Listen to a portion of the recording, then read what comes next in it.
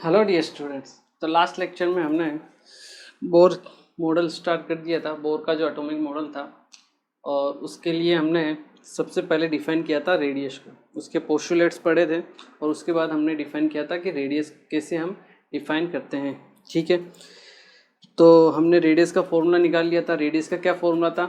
R = 0.529 n²/z।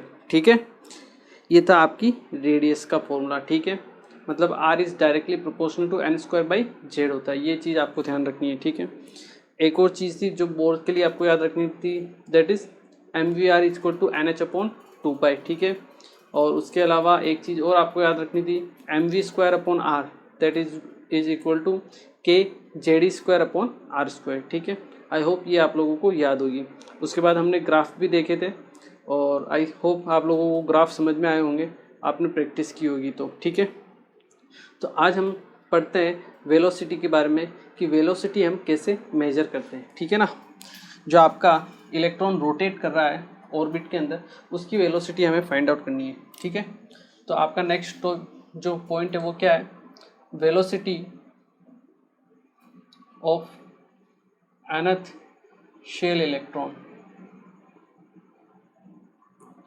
ठीक है, इसको हम कैसे डिफाइन करते हैं और फाइंड आउट करते हैं वो हम चेक करते हैं। ठीक है, सिंपल सा फॉर्मूला, वही जो दो फॉर्मूले आपको याद रखने के लिए मैंने बोला था वही आपको याद रखने हैं। कौन कौन से? एक तो था mvr = nh/2π, बिल्कुल करेक्ट। सेकंड क्या था? mv²/r = kZe²/r², बिल्कुल करेक्ट। अब लास्ट टाइम में हमने क्या किया था? रेडियस फाइंड आउट करने के लिए वेलोसिटी की वैल्यू पुट की थी एक इक्वेशन में। अब हमें क्या फाइंड आउट करनी है? वेलोसिटी। तो हम क्या करेंगे? आर की वैल्यू पुट करेंगे। ठीक है, आर की वैल्यू हम यहाँ से निकालते हैं, तो आर की वैल्यू यहाँ से आती है आपकी R = nh/2π ठीक है, इसको हम रख देते हैं कहाँ पे? सेकंड इक्वेशन में आपकी। ठीक है, तो यहाँ से वैल्यू क्या आएगी आपकी? mv² 1/r है। ठीक है, डिवाइड बाई r, तो r की वैल्यू होगी nh, ये नीचे से ऊपर चला जाएगा तो into 2π mv that will be equal to kZe²/r²। Okay, अपना को क्या निकालना है? वेलोसिटी। ठीक है, वेलोसिटी ही निकालनी है ना, और तो कुछ नहीं निकालना। mv² डिवाइड बाई r की जगह आगे nh/2π mv that is equal to kZe²/r²। r की वैल्यू हमने यहाँ पे भी रखनी पड़ेगी। ठीक है, बिल्कुल रखनी पड़ेगी। तो ऐसा करते हैं ना, ऊपर दो आ रहे हैं, r² है और एक r है, तो एक r को कैंसिल कर देते हैं। ठीक है, ताकि हमें एक ही जगह वैल्यू रखनी पड़े। ठीक है, तो mv² = क्या हो जाएगा आपका? kZe²/r। r की वैल्यू हम यहाँ पुट कर देते हैं, nh/2π mv। क्लियर है? ओके, देखिए अभी हमें वेलोसिटी फाइंड आउट नहीं, यहाँ पे v, यहाँ पे पावर 2 है तो एक पावर कैंसिल। ठीक है, m से आपका m कैंसिल, तो v की वैल्यू क्या आएगी आपके पास? k, या हम कहें 2π kZe²/nh, ये आ गई आपके पास वेलोसिटी की वैल्यू। याद नहीं रखनी है, कोई दिक्कत नहीं, याद नहीं रखनी है। ठीक है, ये वैल्यू पता है ना, इक्वेशन पता है ना, दो यहाँ से आप निकाल सकते हो। ठीक है, अब देखिए 2 और पाई कांस्टेंट, आपका k कांस्टेंट, ठीक है, e कांस्टेंट, आपका h कांस्टेंट। क्या करें? सबकी वैल्यू रख देते हैं। यहाँ से जो वैल्यू आएगी v, क्या वैल्यू आएगी आपके पास? 2.188 इंटू 10⁶ Z/n, ये आएगी मीटर पर सेकेंड। ठीक है, आपको सेंटीमीटर पर सेकंड में चाहिए, कोई दिक्कत नहीं। वेलोसिटी की वैल्यू क्या आ जाएगी? 2.188 इंटू 10⁶ की जगह क्या आ जाएगा? 10⁸ Z/n सेंटीमीटर पर सेकंड। ये दो वैल्यू आपको याद रखनी है। ठीक है, आई होप ये आप लोग याद रख लोगे। ठीक है, यहाँ से वही अपने पास जो रेडियस में आया था वही टर्म आपके पास आ गया। यहाँ से हम देखें तो आपकी जो वेलोसिटी है किसके डायरेक्टली प्रोपोर्शनल टू है? आपके Z/n के, Z/n की।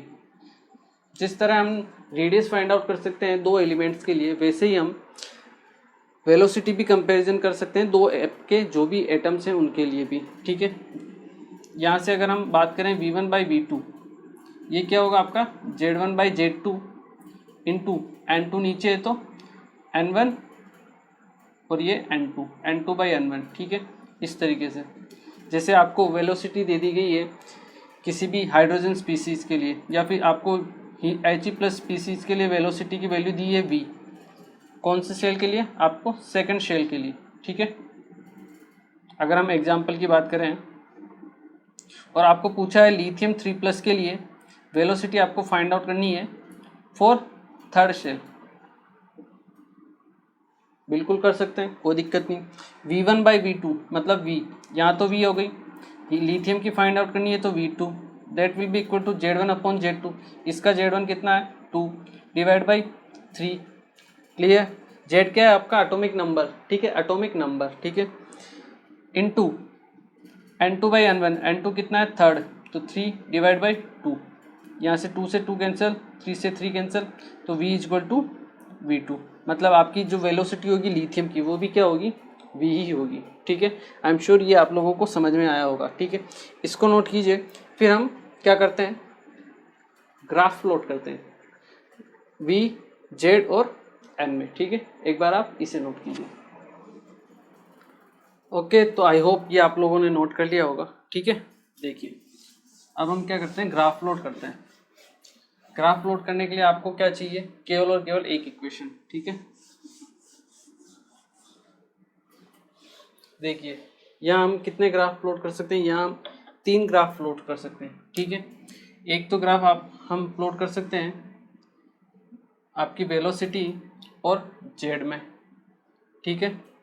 एक ग्राफ हम प्लॉट कर सकते हैं आपकी वेलोसिटी और एन में, और एक ग्राफ हम प्लॉट कर सकते हैं आपकी वेलोसिटी और 1/n में, ठीक है, बिल्कुल कर सकते हैं। ट्राई कीजिए, पॉज कीजिए, ट्राई कीजिए, क्योंकि देखो आपको ट्राई करोगे ना तो हो सकता है गलती हो, कोई दिक्कत नहीं, तो आप सीखोगे, लेकिन अगर आप ट्राई ही नहीं करोगे तो आप फिर सीख नहीं पाओगे, आप एग्ज़ाम में गलती करोगे, ठीक है ना। तो आप ट्राई करो। देखिए v और z में आपको ग्राफ प्लॉट करना है, n क्या है कांस्टेंट, तो ये इक्वेशन बना y equal to mx type का, तो आपका स्ट्रेट लाइन ग्राफ आएगा, ठीक है। v और n में तो y इक्वल टू क्या है, y जो है आपका इन्वर्सली प्रोपोर्शनल टू है x के, तो y is inversely proportional to x, तो ये आपका आएगा रेक्टेंगुलर हाइपरबोला इस टाइप का ग्राफ, ठीक है। v और 1/n, या अब क्या हो गया 1/n कांस्टेंट आपका 1/n x हो गया, तो y इक्वल टू z तो क्या है कांस्टेंट है, तो y equal to k into x, तो y equal to kx type का ग्राफ, मतलब आपका straight line graph passing through the origin. तो ये 3 टाइप के आपके ग्राफ इसमें से प्लॉट हो सकते हैं, ठीक है। इनको आप नोट कीजिए, फिर हम आगे बढ़ते हैं, ठीक है। देखिए ओके, अब देखिए हमने 2 फॉर्मूले देखे, एक तो रेडियस के लिए फॉर्मूला देखा और एक हमने देखा फॉर्मूला वेलोसिटी के लिए। रेडियस के लिए जो फॉर्मूला था वो क्या था आपका 0.529 n²/z, ठीक है, जो आपकी एंगस्ट्रॉम है, ठीक है। इसका मतलब क्या है, अगर मैं हाइड्रोजन के लिए बात करता हूँ तो मतलब z तो हो गया आपका फिक्स, स्टार्टिंग में जो रेडियस रहेगी आपकी r, क्या रहेगी आपकी r, फर्स्ट सेल के लिए r1, ठीक है, उसकी वैल्यू क्या होगी 0.529, कितनी होगी 0.529। उसके लिए मान लो सपोज करो आपकी रेडियस है r, जैसे हम सेकंड शेल में गए तो n की वैल्यू होगी 2, तो r की वैल्यू होगी दिस मल्टीप्लाई बाई 4, मतलब आपकी जो रेडियस हो गई वो कितनी हो गई 4r। अगर मान लो ये पहले r थी, अब कितनी हो जाएगी 4r। अगर हम थर्ड शेल में एंटर करेंगे तो रेडियस की वैल्यू कितनी हो जाएगी, करेक्ट 9r। फोर्थ में गए तो रेडियस की वैल्यू 16r, मतलब आपकी रेडियस क्या होती जा रही है, बढ़ती जा रही है। r डायरेक्टली प्रोपोर्शनल टू क्या है n², मतलब आपकी जैसे जैसे नंबर ऑफ शेल बढ़ते जाएंगे रेडियस क्या होती जाएगी, बढ़ती जाएगी, मतलब इलेक्ट्रॉन की न्यूक्लियस से डिस्टेंस क्या होती जाएगी, बढ़ती जाएगी। वहीं अगर हम बात करें वेलोसिटी की, वेलोसिटी का फॉर्मूला अभी हमने डिराइव किया था 2.188 इंटू 10⁶ Z/n, ये आपका मीटर पर सेकेंड, ठीक है। यहाँ अगर हम बात करें तो v जो है आपके इन्वर्सली प्रोपोर्शनल टू है n के। इसका मतलब क्या है, इसका मतलब ये जैसे जैसे आपका शेल नंबर बढ़ता जाएगा वैसे वैसे आपकी वेलोसिटी क्या होगी, कम होती जाएगी। मान लो n बराबर 1 के लिए है और हाइड्रोजन है, तो आपकी जो वेलोसिटी है आपकी है वो v है, ठीक है। जैसे n बराबर 2 हुआ तो आपकी जो वेलोसिटी है कितनी हो जाएगी, दिस वैल्यू डिवाइड बाई 2, मतलब v/2। अगर थर्ड शेल हुआ तो v/3 और v/4। मतलब जब आपका फर्स्ट शेल है तो इलेक्ट्रॉन क्या है, बहुत तेज़ी से रोटेट करेगा, ठीक है, उसकी स्पीड बहुत ज़्यादा रहेगी। लेकिन आपका फोर्थ शेल है तो उसकी जो वेलोसिटी होगी वो क्या हो जाएगी, कम हो जाएगी। ये चीज़ आपको ध्यान रखनी है, ठीक है। Velocity is inversely proportional to n, जैसे जैसे आप दूर जाते जाओगे उसकी जो वेलोसिटी है इलेक्ट्रॉन की वो क्या होती जाएगी, आपकी डिक्रीज होती जाएगी, ठीक है। ये चीज़ आपको ध्यान होनी चाहिए, ठीक है, इसको नोट कीजिए। इसके बाद हम पढ़ते हैं थर्ड टॉपिक आपका, that is time period of revolution. क्या है आपका, time period of revolution. Third जो आपका टॉपिक है वो है आपका time period of revolution of electron. मतलब जैसे आपकी अर्थ है वो सन के अराउंड क्या है, रोटेट करती है। तो एक राउंड लगाने में अर्थ को कितना टाइम लगता है, 1 साल, 365 डेज। तो वो होता है उसका time period for revolution of electron, ठीक है। मतलब एक इलेक्ट्रॉन को एक चक्कर काटने में, ठीक है, कितना टाइम लगता है। जैसे ये आपका न्यूक्लियस है और इलेक्ट्रॉन यहाँ से मूव करके यहाँ पर आ रहा है, एक राउंड इसका यहाँ पे कंप्लीट हो रहा है, तो इसको एक राउंड कंप्लीट करने में कितना टाइम लगता है, वही आपका टाइम पीरियड होता है, ठीक है। तो अगर हम डेफिनेशन की बात करें तो हम क्या कह सकते हैं कि टाइम पीरियड टी, इसे हम टी से डिनोट करेंगे, ठीक है। या अगर मैं बात करूं टाइम की, अगर हम इसका फॉर्मूला डिराइव करें टी इक्वल टू क्या होता है, अपने को पता होता है, टी इक्वल टू होता है आपका डिस्टेंस ट्रेवल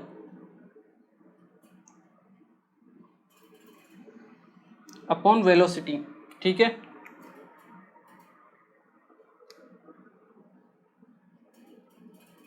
ये भी आपको पता होगा, आई थिंक फॉर्मूला होता है velocity equal to distance upon time.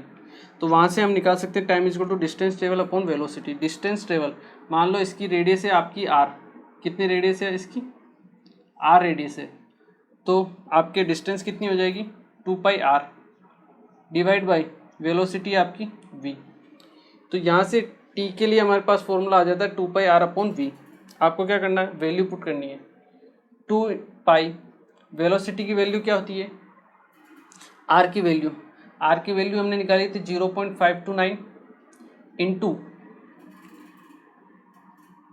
n²/z, ये है आपके एंगस्ट्रॉन्ग में, ठीक है। एंगस्ट्रॉन्ग मतलब 10⁻⁻10 मीटर, ठीक है, डिवाइड बाई क्या है आपकी वेलोसिटी की वैल्यू क्या थी 2.188 इंटू 10⁶, ये क्या था आपका z/n, z नीचे और n नीचे से ऊपर चला जाएगा, ये n, ठीक है, मीटर पर सेकेंड। तो यहाँ से 2π 0.529 और इंटू 10⁻⁻10, और इन सब को अगर हम कैलकुलेट करें तो t की वैल्यू आती है आपके लगभग 1.52 इंटू 10⁻⁻16। ये +6 है, ऊपर जाएगा तो -6 हो जाएगा, तो 10 ये +6 10 हो गया आपका 16 इंटू n³/z²। आपको याद नहीं रखना है, ठीक है ना, कोई दिक्कत नहीं, याद नहीं रखना है। आपको क्या याद रखना है, केवल और केवल एक चीज़ कि t इक्वल टू होता है आपका, t is directly proportional to n³/z²। जैसे हम रेडियस और वेलोसिटी फाइंड आउट कर रहे थे, ठीक है, उसके लिए हमने फॉर्मूला डिराइव कर दिया था, वैसे ही आप क्या कर सकते हो, टाइम पीरियड किसी भी दो एलिमेंट्स के लिए, वो भी आप कंपैरिजन कर सकते हो, ठीक है। अब अगर हम टाइम पीरियड की बात करें तो टाइम पीरियड क्या होगा आपका, तो हम क्या कह सकते हैं टाइम पीरियड के लिए कि time taken by an electron to rotate और revolve around the nucleus, time taken by an electron to complete one revolution,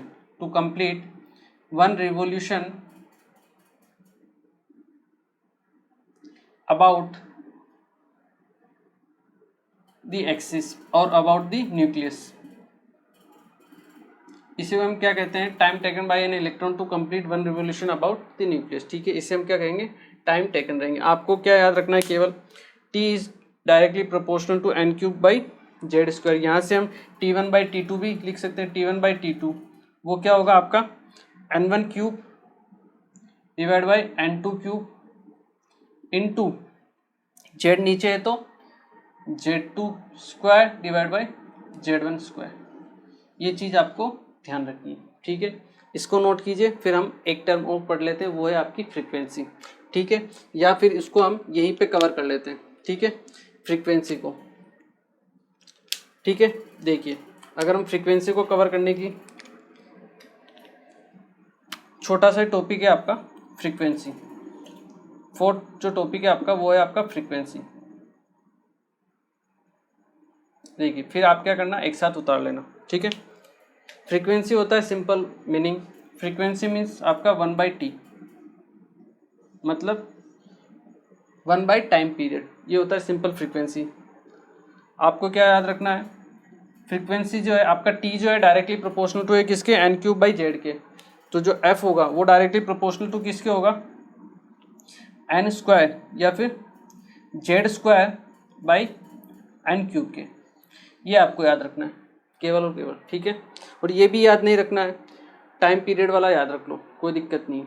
और टाइम पीरियड वाला भी याद नहीं रख सकते ये फॉर्मूला, तो t की वैल्यू क्या होती है वो याद रख लो।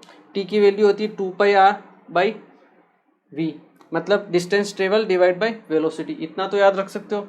और यहाँ से आप निकाल सकते हो डायरेक्ट, अगर यहाँ से भी निकालना चाहो तो कोई दिक्कत नहीं। 2π तो कांस्टेंट, r किसके प्रोपोर्शनल होता है आपके n स्क्वायर बाई जेड के, ठीक है। v किसके प्रोपोर्शनल होता है आपका जेड बाई एन, ये जेड बाई नीचे से n ऊपर गया, तो ये वैल्यू क्या होगी n cube by z square, ठीक है। तो यहाँ से भी आप निकाल सकते हो कि आपका जो टाइम पीरियड है वो किसके प्रोपोर्शनल है, n cube by z square के। आगे की वैल्यू याद मत रखो, कोई दिक्कत नहीं, कोई कहीं कोई काम नहीं आती है अपने, ठीक है। अपने को केवल इतना सा याद रखना है, t is directly proportional to n cube by z square, ठीक है। और फ्रीक्वेंसी होता है 1/t, वहाँ से ये वैल्यू निकल जाएगी। तो रेडियस और वेलोसिटी के लिए आपको याद रखना है, बाकी टाइम पीरियड आप निकाल सकते हो और फ्रीक्वेंसी आप निकाल सकते हो, ठीक है। इनको नोट कीजिए, फिर हम इनके ऊपर बेस्ड कुछ न्यूमेरिकल करते हैं ताकि आपकी प्रैक्टिस हो जाए। ओके देखिए ये मैंने 3 क्वेश्चन आपके लिए लिखे हैं, आपको फर्स्ट क्वेश्चन ट्राई करना है, फिर सेकेंड और उसके बाद थर्ड। वीडियो को पॉज कीजिए और ट्राई कीजिए, ठीक है। किया पॉज, ट्राई किया, देखिए आंसर निकालते हैं, ठीक है।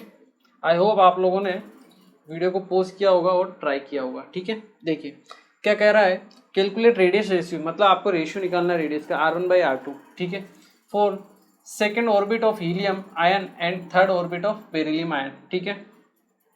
एक तो आपको क्या दिया हुआ है हीलियम He+, एक आपको दिया हुआ है बेरिलियम Be2+, ठीक है।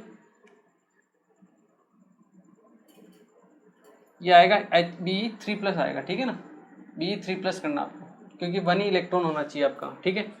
तो यहाँ के लिए अगर हम जेड देखें तो जेड कितना है, जेड की वैल्यू हो गई 2, यहाँ पे जेड की value hydrogen helium lithium beryllium 4, ठीक है। आई होप आप लोगों को थोड़ा बहुत याद होगा, बेरिलियम का 4 एटॉमिक नंबर होता है, ठीक है ना। इसके अलावा अगर हम बात करें शेल नंबर n, इसका है 2, इसका शेल कौन सा है 3। हमें पता है radius r directly proportional to होती है किसके, n² बाई जेड के। तो यहाँ से हम R1/R2 निकालेंगे, क्या आएगा N1 square by N2 square into Z2 by Z1, ठीक है। यहाँ से सोल्व कीजिए R1 by R2, R1 upon R2, N1 square upon N2 square, 2 का square 4 divide by 9 into Z2 कितना आपका 4 डिवाइड बाई 2, यहाँ से 2 से 2 कैंसिल, 8/9। तो आपके पास R1 और R2 का जो रेशियो है वो क्या है आपके पास 8/9। बिल्कुल इजी टाइप के क्वेश्चन है, और ऐसे क्वेश्चन आते हैं नीट और मेंस में आते हैं, बिलीव मी, ठीक है ना, होते हैं, ठीक है। तो आई होप ये आप लोगों को समझ में आ गया होगा। एक बार आप इसे पोज कीजिए और नोट कीजिए, ठीक है। ओके, देखिए अब हम करते हैं आपका सेकंड क्वेश्चन कि सेकंड क्वेश्चन क्या कह रहा है। सेकंड क्वेश्चन क्या कह रहा है, if velocity of an electron in first orbit is of hydrogen atom is v, मतलब हाइड्रोजन एटम के लिए n क्या है आपका फर्स्ट है, और वेलोसिटी क्या दी हुई है आपकी v, ठीक है, कोई दिक्कत नहीं। What will be the velocity of electron in third orbit, Li 2+ के लिए आपको निकालनी है, n इक्वल टू क्या है आपका थर्ड है, थर्ड ऑर्बिट है, और वेलोसिटी आपको फाइंड आउट करनी है, ठीक है। क्या मान लो आप v2 मान लो, ठीक है। अब हमें पता है वेलोसिटी डायरेक्टली प्रोपोर्शनल टू होती है किसके, z/n के। तो यहाँ से हम क्या लिख सकते हैं, v1 अपॉन v2 क्या होगा z1 upon z2 into n2/n1। I hope आप लोगों को समझ में आ रहा होगा, ठीक है ना। यहाँ से हम अगर v1/v2 की वैल्यू निकालते हैं, क्या आता है z1/z2, इसका z कितना है आपका 1, और इसका z क्या है आपका 3, तो z1/z2 1/3 इंटू n2/n1, n2 कितना है 3/n1 कितना है 1, तो 3 से 3 कैंसिल, मतलब v2 की वैल्यू क्या आएगी आपके पास v। तो आपके पास ऑप्शन कौन सा है, ए ऑप्शन, ये आपका करेक्ट हो जाएगा, ठीक है। इसे नोट कीजिए, फिर हम करते हैं थर्ड क्वेश्चन, ठीक है। ओके, देखिए अब हम करते हैं आपका थर्ड क्वेश्चन। थर्ड क्वेश्चन क्या कह रहा है, अगर हम थर्ड क्वेश्चन की बात करें तो थर्ड क्वेश्चन क्या कहता है, in an atom 2 electrons move around the nucleus in circular path, ठीक है, सर्कुलर ऑर्बिट्स और of radii r and 4r, मतलब ये न्यूक्लियस है और इसके चारों तरफ आपका एक इलेक्ट्रॉन, 2 इलेक्ट्रॉन मूव कर रहे हैं, ठीक है। एक की रेडियस है r और एक की है 4r, ठीक है। इसका मतलब हमने देखा था r1/r2, इसको हम क्या लिख सकते हैं r/4r, ठीक है। या हम कहें यहाँ से अगर हम r2/r1 निकालें, r1/r2, r2/r1, तो ये क्या वैल्यू आएगी आपके पास 4r/r, और r1 किसके डायरेक्टली प्रोपोर्शनल होता है, r जो डायरेक्टली प्रोपोर्शनल होता है n² के। अब आपका एलिमेंट तो सेम ही है, ठीक है, मतलब r directly proportional to n² है। इसका मतलब r2/r1 जो आपके पास वैल्यू आई, यहाँ से हम n1 और n2 की वैल्यू फाइंड आउट कर सकते हैं। r2/r1 है तो आपके पास n2² इसकी वैल्यू आ जाएगी 4, यहाँ से ये r से r कैंसिल, तो वैल्यू कितनी आई 4, r2/r1, यहाँ से r2/r1 की वैल्यू है n2² डिवाइड बाई n1², वो कितनी आई आपकी 4, यहाँ से n2/n1 ये कितने आया 2। यहाँ से एक चीज़ आपको याद रखनी है, ठीक है ना, ये n2/n1 जो है आपका रेशियो है, क्या है आपका रेशियो आया है आपके पास, ठीक है ना। इसका मतलब ये नहीं कि आपका ये फर्स्ट सेल है और ये आपका सेकंड सेल है, रेशियो आया है। हो सकता है ये फोर्थ सेल हो और ये आपका सेकंड सेल हो, ठीक है ना। हो सकता है ये आपका 10th सेल हो, ये आपका 5th सेल हो, तो रेशियो 2 ही आएगा, ठीक है। तो ऐसा जरूरी नहीं है, हो भी सकता है और नहीं भी हो सकता है, ठीक है ना, कि ये फर्स्ट ही और ये आपका सेकंड हो। देखते हैं हम आगे, अपने को क्या निकालना है, the ratio of the time taken by them to complete 1 revolution, ठीक है।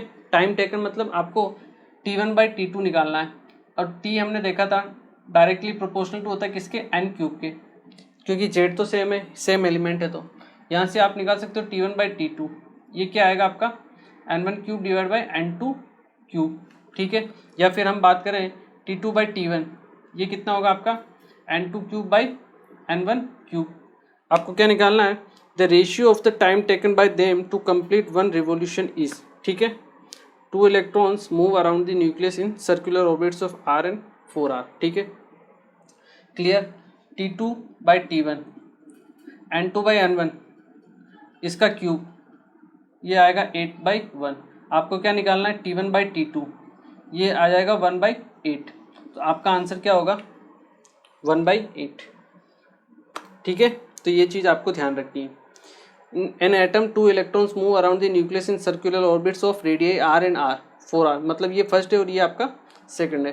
तो ये n1 के लिए हुआ और ये n2 के लिए हुआ। The ratio of the time taken by them to complete one revolution is, तो आपको T1 और T2 ही निकालना है, रेशियो T1/T2। ठीक है, क्योंकि आपको n1 और n2, r1 और r2 की वैल्यू आपको दी हुई है। ठीक है, तो ये आपके पास आ गया आंसर 1:8। ठीक है, तो इस टाइप के क्वेश्चंस होते हैं, छोटे मोटे क्वेश्चन आते रहते हैं। ठीक है, इन्हें नोट कीजिए, फिर हम बढ़ते हैं आगे। ठीक है, ओके, तो आई होप कि आप लोगों को समझ में आ गया होगा तीनों क्वेश्चंस। ठीक है ना, तो अब हम पढ़ते हैं एनर्जी के बारे में।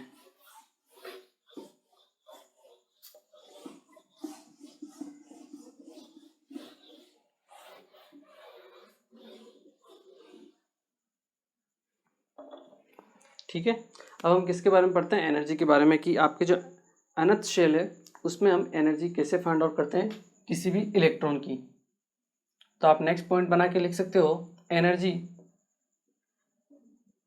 ऑफ एन इलेक्ट्रॉन इन अनंत शेल। ठीक है, देखिए,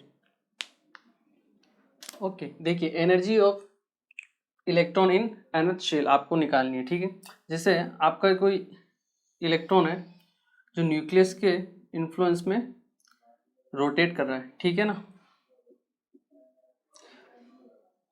इस घूमते हुए इलेक्ट्रॉन पे आपको इस इलेक्ट्रॉन के पास कौन कौन सी एनर्जी हुई वो अपने को फाइंड आउट करनी है। एक तो होगी इसके पास, मान लो इसकी अगर वेलोसिटी v है, क्या है इसकी वेलोसिटी v। ठीक है, तो इसके पास एक तो होगी काइनेटिक एनर्जी। क्या होगी काइनेटिक एनर्जी, वो होगी आपके पास 12mv²। ठीक है, एक इसके पास होगी इलेक्ट्रोस्टैटिक, ये आपका न्यूक्लियस है, इस पे चार्ज कितना होगा Z/E। ठीक है, Z/E कैसे आया, इसका एटॉमिक नंबर Z/E। अगर 5 एटॉमिक नंबर होगा तो उसके पास 5 प्रोटॉन होते हैं, 5 ही क्या होते हैं, इलेक्ट्रॉन। ठीक है ना, तो Z/E जो भी उसका एटॉमिक नंबर होगा इंटू E, और यहाँ पे इलेक्ट्रॉन है। ठीक है, तो आपके पॉजिटिव और नेगेटिव के बीच में क्या होगा, फोर्स ऑफ अट्रैक्शन होगा। ठीक है, आपका वो आपकी होगी सेकेंड टाइप की एनर्जी, क्या होगी, इलेक्ट्रोस्टैटिक पोटेंशियल एनर्जी।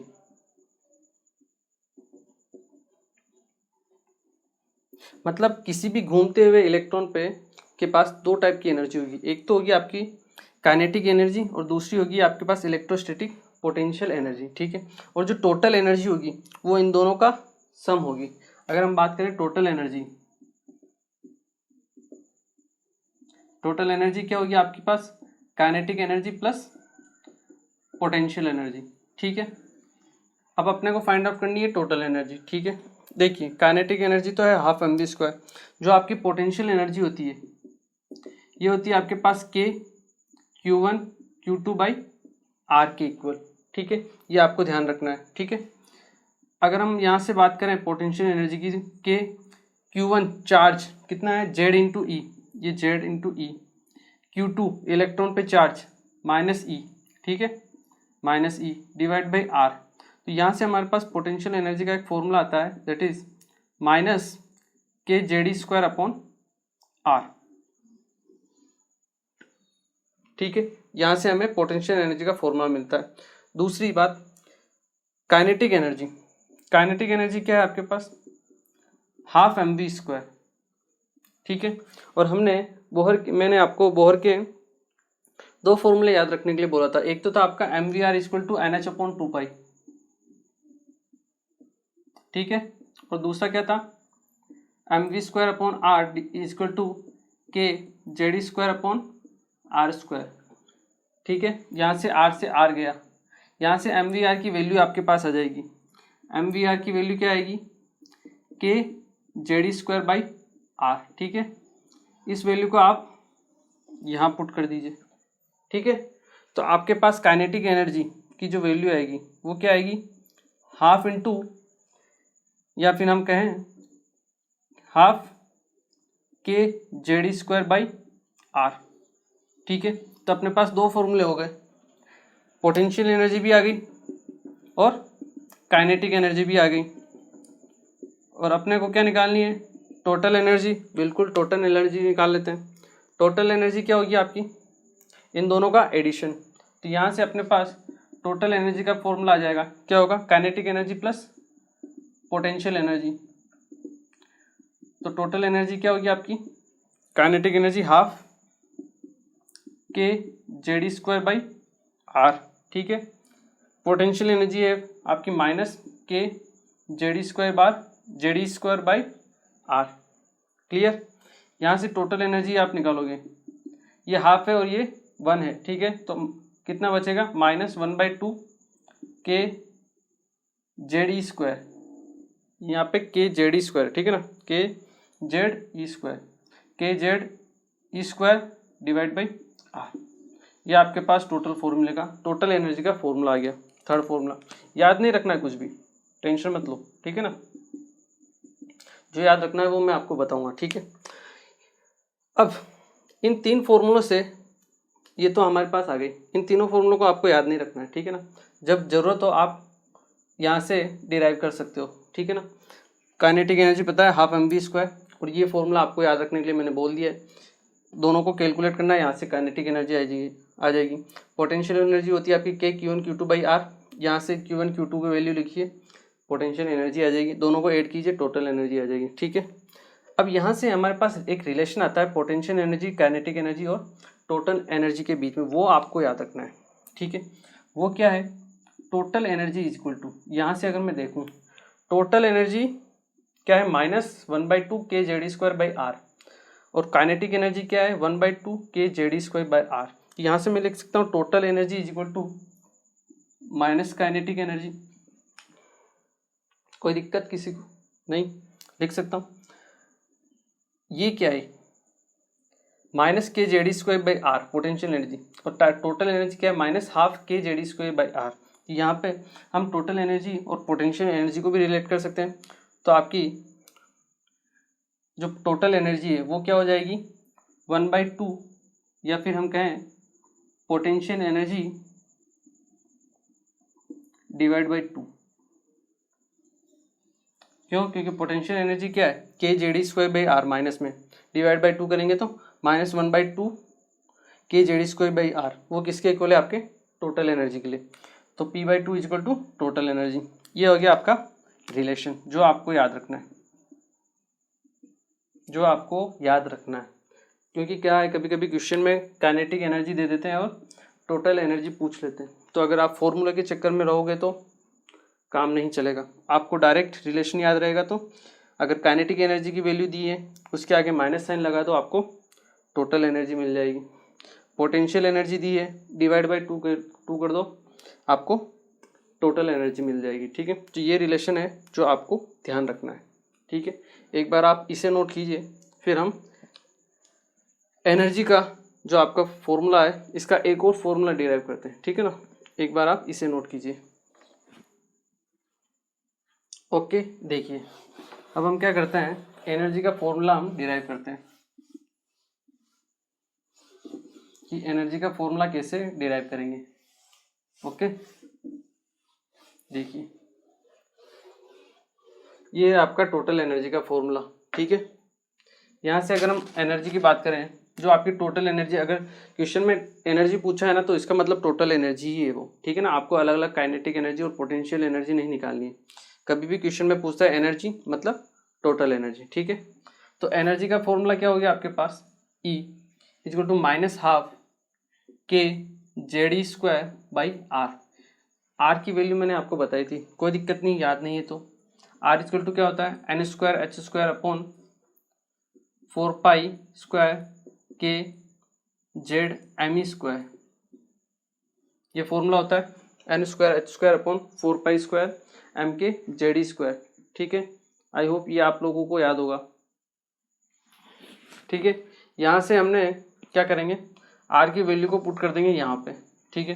तो यहाँ से हमारे पास जो एनर्जी की वैल्यू आएगी, टोटल एनर्जी, ठीक है, वो कितनी आएगी, -1/2 K Z E square divide by R, R है n स्क्वायर h स्क्वायर, ये n स्क्वायर h स्क्वायर, ये नीचे से जाएगा ऊपर into 4 square K Z M E square. ठीक है, अब देखिए कुछ कैंसिल हो रहा है, कुछ भी कैंसिल नहीं हो रहा है। ठीक है, टोटल एनर्जी का जो फॉर्मूला आया अपने पास वो क्या आया, -1/2 से यहाँ 2 कैंसिल हो जाएगा तो -2 पाई स्क्वायर, या फिर हम लिखें -2 के और के, तो के स्क्वायर, जेड और Z, Z square, E square और ई स्क्वायर, ई की power 4 pi square into M divide by n square H square, n square H square. बहुत बड़ा है ना, याद नहीं रखना है, चिंता मत करो ना, याद नहीं रखना है। ठीक है, मान लो कभी आ जाए बाई चांस तो डिराइव करना पड़ेगा। ठीक है ना, यहाँ से आर की वैल्यू रख के, और आर की वैल्यू को भी याद नहीं रखना है, जो हमने 2 इक्वेशन लिखी थी उसमें से आपको आर की वैल्यू याद रखनी है, निकाल सकते हो आप। ठीक है ना, अब देखिए यहाँ पे एक तो के कांस्टेंट है, ई कांस्टेंट है, पाई कांस्टेंट है, एम कांस्टेंट है और एच कांस्टेंट है। क्या करें, सबकी वैल्यू पुट कर देते हैं, तो हमारे पास जो टोटल एनर्जी का फॉर्मूला आता है वो आएगा आपके पास -13.6 Z square by N square, ये आएगा आपका इलेक्ट्रॉन वोल्ट में।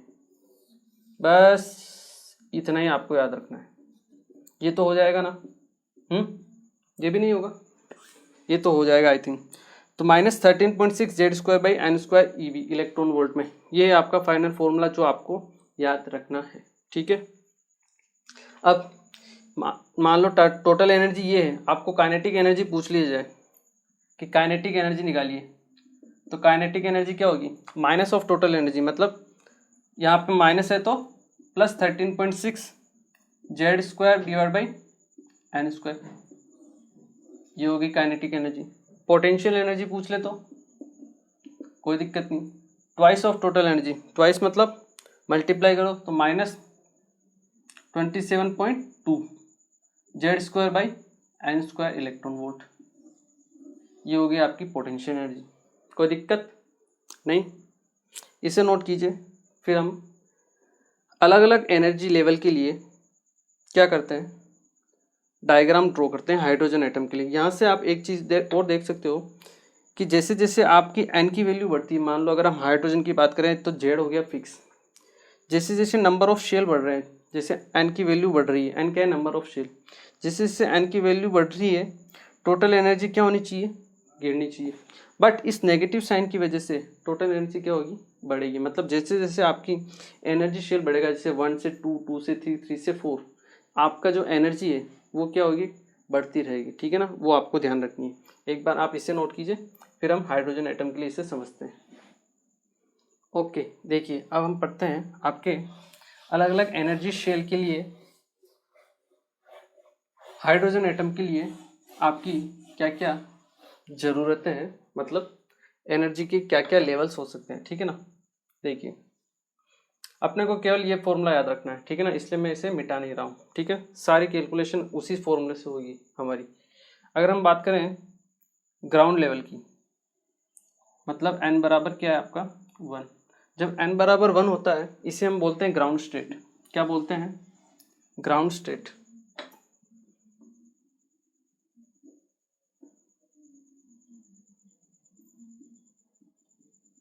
ठीक है, क्लियर।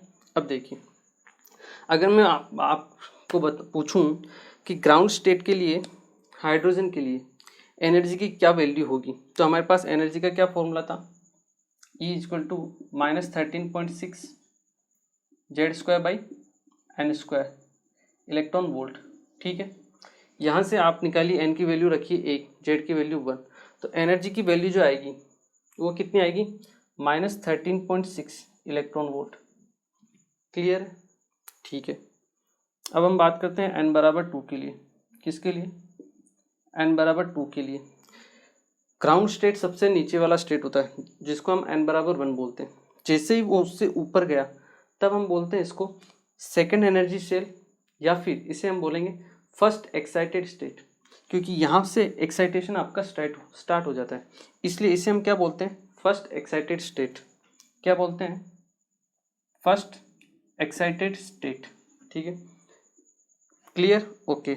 यहाँ पे अगर मैं आपको पूछूं एनर्जी की वैल्यू, -13.6, जेड तो 1 ही है, डिवाइड बाई एन स्क्वायर मतलब डिवाइड बाई 4, तो -13.6 डिवाइड बाई 4 आप करोगे तो आएगी वैल्यू -3.4 इलेक्ट्रॉन वोल्ट।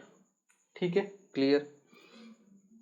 अब हम बात करें n बराबर 3 की, अगर ये फर्स्ट एक्साइटेड स्टेट है तो ये क्या होगा, करेक्ट, सेकेंड एक्साइटेड स्टेट। क्या होगा आपका, सेकेंड एक्साइटेड स्टेट, क्लियर। यहाँ पे एनर्जी की जो वैल्यू होगी वो क्या होगी आपके, -13.6 डिवाइड बाई 9, तो ये आएगी -1.51 इलेक्ट्रॉन वोल्ट।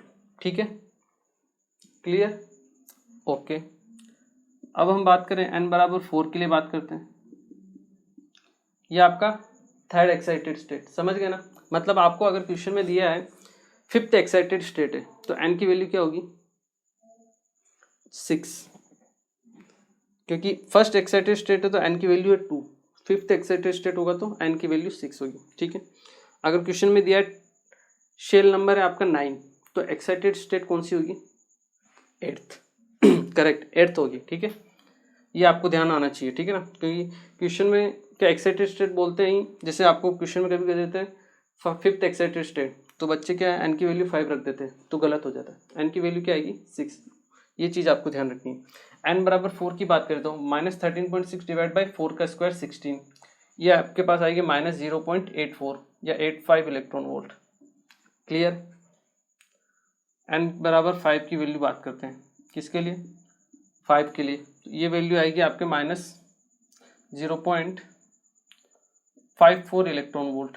ठीक है, इस तरह से आपके एनर्जी शेल क्या होते जाएंगे, बढ़ते जाएंगे। और n बराबर इन्फानाइट, n बराबर इन्फानाइट के लिए आपकी E की जो वैल्यू होगी वो होगी आपकी 0।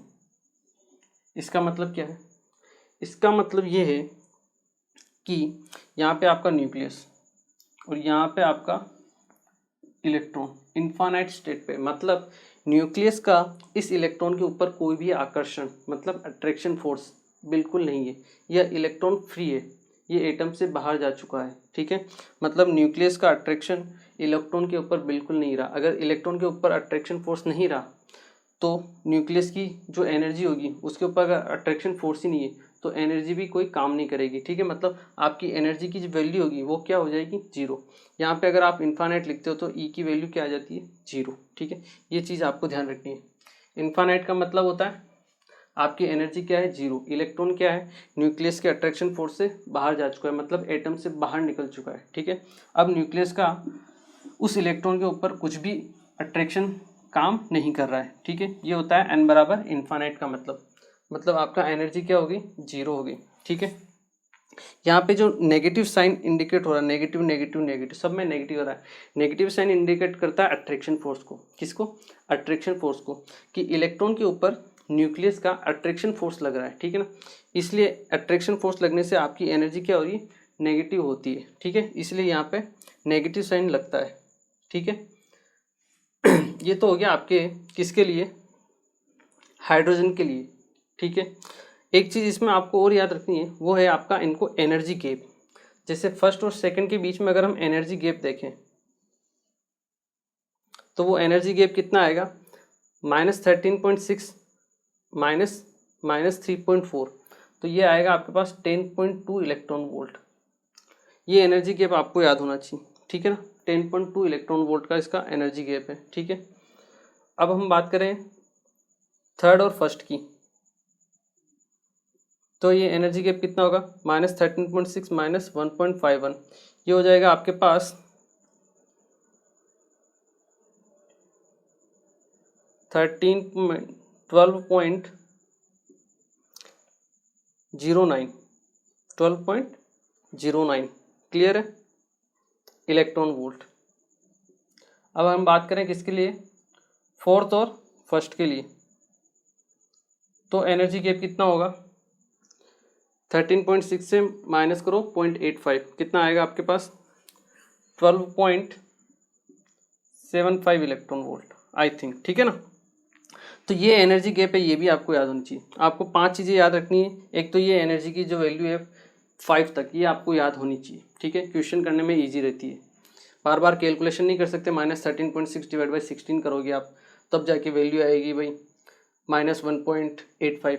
इतनी कैलकुलेशन करने का टाइम नहीं रहता है, ठीक है। आपको ये एनर्जी वैल्यू याद होनी चाहिए, और एनर्जी की वैल्यू याद है तो आप गैप भी आसानी से याद रख सकते हो। और अगर आप गैप आसानी से याद रखोगे तो और ज़्यादा अच्छा रहेगा, ठीक है। इसके अलावा आप सेकंड और थर्ड के बीच का गैप भी आप याद रख सकते हो। वो क्या होगा आपका 3.4 माइनस 1.51, ये कितना होगा आपके पास 1.678 इलेक्ट्रॉन वोल्ट, ठीक है। तो 1.89 इलेक्ट्रॉन वोल्ट है, ये आपको ध्यान रखनी है। ये जो वैल्यू है किसके लिए, केवल हाइड्रोजन के लिए। अब मान लो हाइड्रोजन लाइक स्पीसीज हो तो क्या होगा, क्योंकि यहाँ पे हमने जेड की वैल्यू 1 रखी थी हर एक लेवल के लिए, मतलब ये केवल हाइड्रोजन के लिए। तो अगर हीलियम, लिथियम, बेरिलियम उनके लिए निकालना हो एनर्जी, तो कुछ नहीं, क्या करेंगे, यहाँ पे जेड की वो वैल्यू रख देंगे जो उनका एटॉमिक नंबर है। देखिए अब हम कैसे कैलकुलेट करेंगे बाकी के लिए, ये आई थिंक ये तो आप लोगों को समझ में आया होगा, ठीक है। अब अगर हम बात करें किसी और शेल के लिए, ठीक है, तो देखिए यहीं पे मैं बना देता हूँ आपके n बराबर 1 है आपका, ये क्या है n बराबर 1, यहाँ पे -13.6, तो इसकी वैल्यू क्या हो जाएगी -13.6 इंटू जेड स्क्वायर। जेड आप कुछ भी रखिए कोई दिक्कत नहीं, हीलियम रखिए तो जेड की जगह 2 रखिए, लिथियम रखिए तो जेड की वैल्यू 3 हो जाएगी, 3 का स्क्वायर इंटू दिस, ये होगी n बराबर फर्स्ट शेल के लिए एनर्जी की वैल्यू। आपको कुछ नहीं करना, केवल जेड स्क्वायर से मल्टीप्लाई कर देना। अगर आपको ये वाली वैल्यूज़ याद है तो आप इजीली सॉल्व कर सकते हो। n बराबर 2 क्या होगा -3.4 इंटू जेड स्क्वायर, जो भी आपको रखनी है। n बराबर 3 होगा तो -1.51 जेड स्क्वायर, ठीक है। n बराबर 4 क्या होगा -0.85 इंटू जेड स्क्वायर। n बराबर 5 -0.54 जेड स्क्वायर। इस तरह सोन आपकी चलती जाएगी। n बराबर इन्फानेट, तो यहाँ पे वैल्यू भी क्या हो जाएगी 0, सबके लिए इन्फानेट पे वैल्यू क्या होगी एनर्जी की 0 होगी, ठीक है। अब अगर आपको एनर्जी गैप भी याद है तो भी कोई दिक्कत नहीं, एनर्जी गैप निकालना हो तो क्या होगा, फर्स्ट और सेकंड के बीच में यहाँ पे कितना है 10.2 है, तो यहाँ पे कितना होगा 10.2 इंटू जेड स्क्वायर। फर्स्ट और थर्ड के लिए पूछ लिया एनर्जी गैप, तो क्या होगा 12.09 इंटू जेड स्क्वायर, जो भी आपका हीलियम हो, लिथियम, उसका जेड रख दो। फर्स्ट और फोर्थ के लिए पूछ लिया तो भी आप फाइंड आउट कर सकते हो, ठीक है ना, क्लियर है, ईजी है। अब देखिए एक चीज़ ओके, तो देखिए एक और चीज़ जो मैं आपको यहाँ बताता हूँ वो क्या है कि आप एनर्जी गैप को देखिए, जैसे जैसे आप नीचे से ऊपर की तरफ जा रहे हो एनर्जी जो गैप है वो क्या होता जा रहा है, कम होता जा रहा है। मतलब यहाँ पे जो एनर्जी गैप है यहाँ पे फिर कम, फिर कम, फिर कम, फिर कम, आपका जो एनर्जी गैप है वो क्या होता जा रहा है, धीरे धीरे डिक्रीज होता जा रहा है। ये चीज़ आपको ध्यान रखनी है, ठीक है ना। जैसे सेकंड और फर्स्ट के बीच में एनर्जी गैप कितना है 10.2 इलेक्ट्रॉन वोल्ट का, तो अगर मैं थर्ड और सेकंड की पूछूं तो थर्ड और सेकंड में एनर्जी गैप कितना है, केवल और केवल 1.89 इलेक्ट्रॉन वोल्ट का। अब अगर मैं फोर्थ और थर्ड पे जाऊं तो एनर्जी गैप जो होगा वो कितना होगा 1.51 माइनस 0.85, अराउंड ये होगा आपका 0.65 के आसपास या 64 के आसपास, मतलब इससे कम होगा। तो धीरे धीरे आपका जो एनर्जी गैप है वो क्या होता जा रहा है, धीरे धीरे कम होता जा रहा है, डिक्रीज होता जा रहा है। ये चीज़ भी आपको याद रखनी है।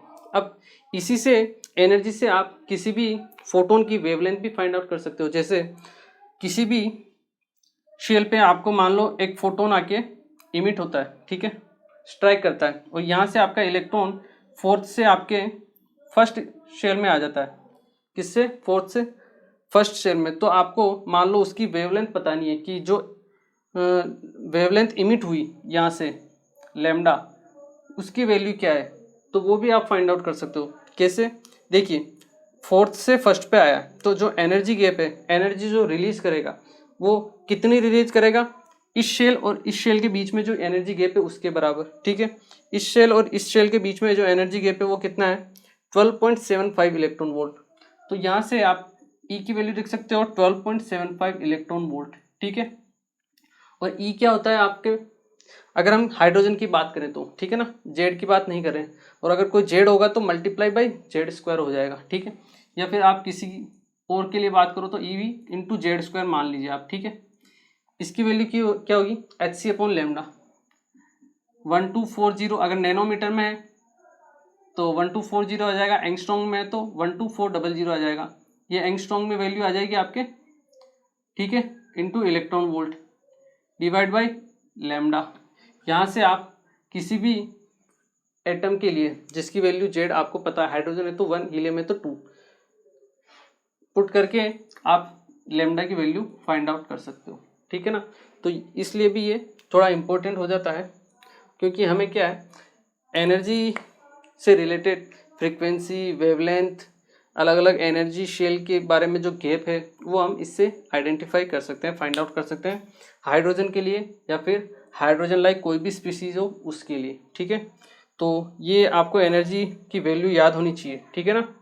और एनर्जी गैप अगर याद नहीं हो तो भी कम से कम वैल्यू आपको याद होनी चाहिए ताकि आप तुरंत कैलकुलेट कर सको, ठीक है। तो इसे नोट कीजिए। फिर हम पढ़ते हैं आपके एनर्जी के ग्राफ्स के बारे में, कि ग्राफ्स कैसे हम प्लॉट करते हैं, ठीक है ना। एक बार आप इसे नोट कीजिए। ओके, तो आई होप कि आप लोगों ने नोट कर लिए होंगे, ठीक है। अब हम पढ़ते हैं एनर्जी के ग्राफ्स। देखिए ग्राफ्स आई होप आप लोगों को समझ में आ रहे होंगे, ठीक है ना, क्योंकि ग्राफ्स तो हमने रेडियस में भी बनाए थे और वेलोसिटी में भी बनाए, और आपके एनर्जी में भी हम ग्राफ्स बना रहे हैं, ठीक है ना। तो ग्राफ्स बनाने आने चाहिए, ठीक है। देखिए एनर्जी का जो फॉर्मूला हमारे पास, टोटल एनर्जी का फॉर्मूला वो क्या था, -13.6 Z square by N square, ठीक है, यही फॉर्मूला था। यहाँ पे हम दो टाइप के ग्राफ बना सकते हैं, ठीक है। एक तो आपका एनर्जी और जेड के बीच में, या फिर एनर्जी और एन के बीच में। अगर हम एन के बीच में बनाएंगे तो जेड को कांस्टेंट रखेंगे, जेड के बीच में बनाएंगे तो एन को कांस्टेंट रखेंगे, मतलब दोनों में से एक के बीच में बनाएंगे तो दूसरी वैल्यू क्या होगी, कांस्टेंट, ठीक है। तो देखिए फर्स्ट अगर हम ग्राफ प्लॉट करें, ठीक है, देखिए ग्राफ हम प्लॉट करते हैं, आपका एनर्जी और जेड के बीच में प्लॉट करते हैं, ठीक है। तो एन कांस्टेंट हो गया, ठीक है।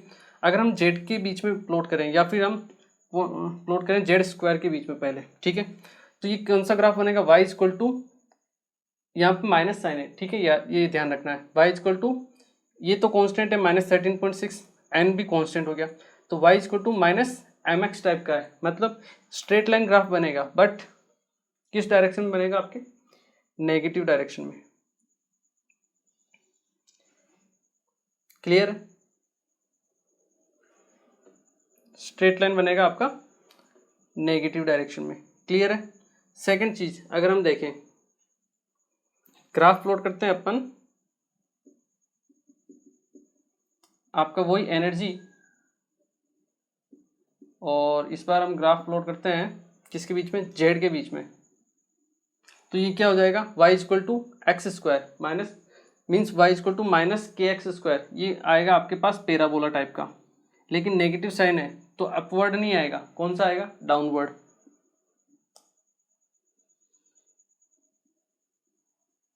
आया क्लियर, ठीक है। थर्ड हम देखते हैं ग्राफ आपका एनर्जी जेड स्क्वायर और जेड हो गया, अब हम जेड को कांस्टेंट रखेंगे, अब हम पढ़ेंगे एन स्क्वायर के बीच में, ई और एन स्क्वायर के बीच में, ठीक है।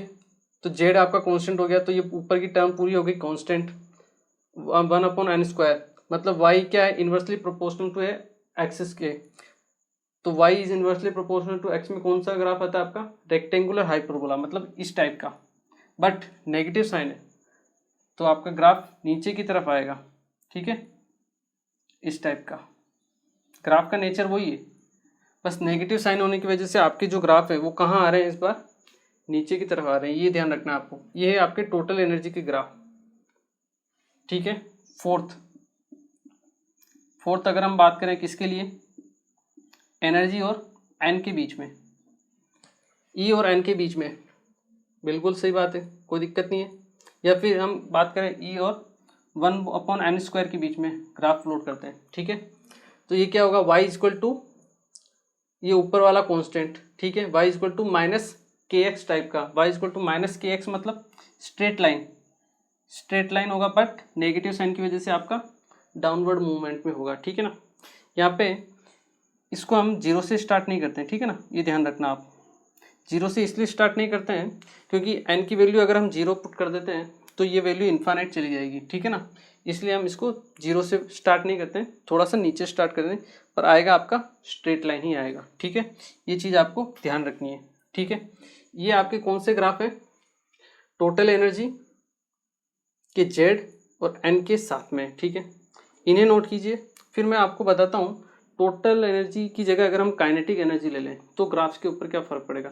मैंने आपको बताया टोटल एनर्जी इक्वल टू होता है माइनस काइनेटिक एनर्जी, ठीक है, मतलब अगर ये माइनस साइन है तो ये किस में कन्वर्ट हो जाएगा, आपका प्लस में। तो आपका काइनेटिक एनर्जी इक्वल टू क्या हो गया, plus 13.6 Z square by N square. तो उस केस में आपके जो ग्राफ हैं बनेंगे इसी नेचर के, पर कहाँ बनेंगे, ऊपर की तरफ। जैसे नीचे की तरफ है तो स्ट्रेट लाइन ऊपर की तरफ, ये डाउनवर्ड है तो आपका अपवर्ड, ये डाउनवर्ड है तो आपका अपवर्ड, ये डाउनवर्ड है तो आपका अपवर्ड बनेगा, ठीक है ना। केवल और केवल यही चेंजेस होंगे, ठीक है, एक बार आप इसे नोट कीजिए, ठीक है। देखिए अगर हम बात करें काइनेटिक एनर्जी की तो काइनेटिक एनर्जी हो जाएगी प्लस माइनस टोटल एनर्जी होता है, ये हो जाएगा प्लस। आपका जो ग्राफ है इसकी जगह कौन सा ग्राफ आ जाएगा, आपका स्ट्रेट लाइन। क्लियर है, कोई दिक्कत नहीं। यहाँ पे हम बात करें तो नीचे की तरफ कौन सा ये ग्राफ आ जाएगा, अपवर्ड पैराबोला, ठीक है, अपवर्ड ओपनिंग पैराबोला। ये रेक्टेंगुलर हाइपरबोला जो आपका डाउनवर्ड है ये कहाँ पे आ जाएगा, आपका अपवर्ड डायरेक्शन में, ठीक है। और यहाँ पे जो आपका नेगेटिव में है स्ट्रेट लाइन ये कहाँ पे आएगा, आपका पॉजिटिव में, ठीक है। और यहाँ से वापस आपको कैंसिल करना है, ठीक है ना, क्योंकि n की वैल्यू 0 नहीं होती है, ठीक है। तो ये चीज़ होनी आपको ध्यान रखनी है कि आपको जो ग्राफ पूछा गया है क्वेश्चन में, एग्जाम में ग्राफ के ऊपर भी क्वेश्चन आते हैं, ठीक है ना, इसलिए मैं आपको ग्राफ भी बनाना सिखा रहा हूँ क्योंकि ग्राफ में से क्वेश्चन आते हैं, ठीक है ना। तो आपको ग्राफ आना चाहिए, ठीक है। ये हो गया काइनेटिक एनर्जी के ग्राफ, ठीक है। पोटेंशियल आपके टोटल एनर्जी के ग्राफ अलग थे, नेगेटिव तरफ थे, और काइनेटिक एनर्जी के ग्राफ क्या है आपके सारे के सारे पॉजिटिव की तरफ। ये चीज़ आपको ध्यान रखनी है, ठीक है। तो आज के लेक्चर को हम यही फिनिश करेंगे, ठीक है। आज हमने मेनली तो वेलोसिटी के बारे में देखा था, लास्ट क्लास में हमने रेडियस के बारे में देखा, तो हमने रेडियस वेलोसिटी दोनों के फॉर्मूले डिराइव कर लिए, उसके ऊपर क्वेश्चन कर लिए। इसके बाद हमने ग्राफ्स प्लॉट कर लिए वेलोसिटी के, फिर हमने एनर्जी देखी और एनर्जी का फॉर्मूला डिराइव किया। जो छोटा फॉर्मूला है वो आपको याद रखना है, -13.6 Z square by N square, ठीक है, ये आपको याद रखना है। एक आपको रिलेशन याद रखना है टोटल एनर्जी, काइनेटिक एनर्जी और पोटेंशियल एनर्जी में, ठीक है, दो चीज़ वो याद रखनी है। उसके अलावा जो ग्राफ दिए हैं आपको ये प्लॉट करना आना चाहिए, ठीक है।